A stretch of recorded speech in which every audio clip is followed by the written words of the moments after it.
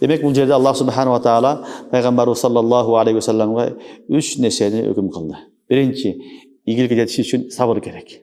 Ошоны айтты: фасбир инна ваъдаллахи хақ. Әлбетте Алланың уәдасы хақ, сабыр қылғын деді. Bir күн келеді, жеңіліс сенің қолыңда деді. Альхамдулилля, ошондой болды.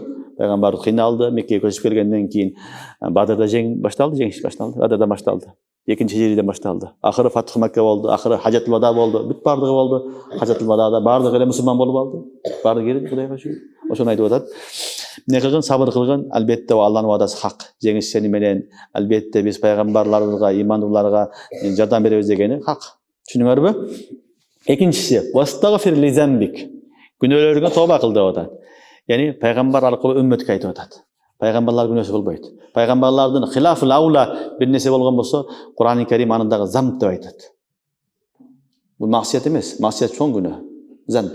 Эми хилафул аула болот, аны кылбаган жакшыраак болот. Бул деле жайыз, бирок кылбаган жакшыраак деген маселе болот. Ошол учурларда дагы Алла Таала ошону дагы Кур'анда замб деп баяндайт. Түшүнүңөрбү? Бул күнөө эмес, хилафул аула болгон нерселерди дагы Кур'анда замб деп баяндап атат. Ошону айтып атат: вастагфир ли замбик. Бұл аят арқылы бізге айтып атат. Демек, маусум болған пайғамбар күнөөсүнө тооба кылса, анда силер кимсиңер? Силер сөзсүз түрдө тооба кылгыла деген сөз. Алла Таалам пайғамбарга аркылуу үммөткө өкүм берип атат истигфарга. Сен аулиясыңбы, сен алымсыңбы, карысыңбы, мухаддисыңбы, муфассирсыңбы, даисыңбы, не болсоң бол. Түшүнүңөрбү? Бирок истигфар тооба кыл деген сөз. Истигфар тооба кыл деген сөз. Пайгамбар аркылуу бүт үммөткө ушуну Алла Таалам талим берип атат. Кайсы деңгээлде болсоң боло бер, бирок истигфар тообаны унутпагын, сенин ишиң деп атат. Ушуну Алла Таалам айтып атат.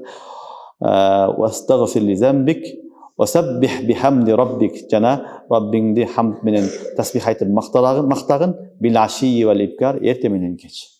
Эрте менен кеч Раббиңди таңазалап мактагын деди. Демек үч нерсени айтты.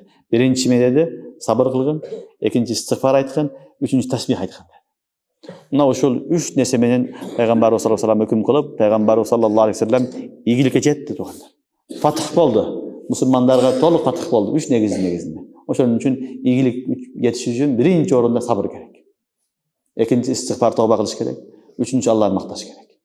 İnşallah uşul tertip менен geçse Allah Subhanahu wa Taala özünün nesini, vaadasını, hak bolgan vaadasını bizge da berет.